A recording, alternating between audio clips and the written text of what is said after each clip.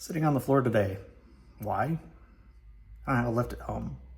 And I think it's a good opportunity to talk about some race ramps that I bought probably 10, 12 years ago. I've had 2-post lifts, I've had 4-post lifts.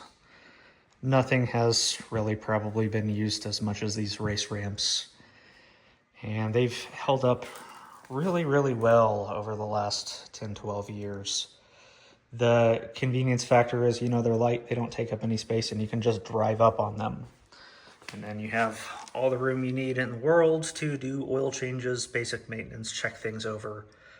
And frankly, that's enough height to do engine swaps, drivetrain swaps, whatever you need. I use these exact race ramps that I have this car on now to drop an entire drivetrain out of a Corvette many, many times because I like to break Corvette differentials. Definitely a thumbs up product.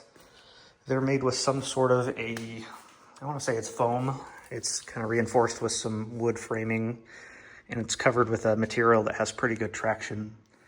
Definitely hold up well over time. I don't even have divots from the car sitting on them, and I've had cars sitting on these exact ramps for over a year because, LS swapping an RX-8, that takes time. Thumbs up, get you some. They're not that expensive compared to the use you'll get out of them.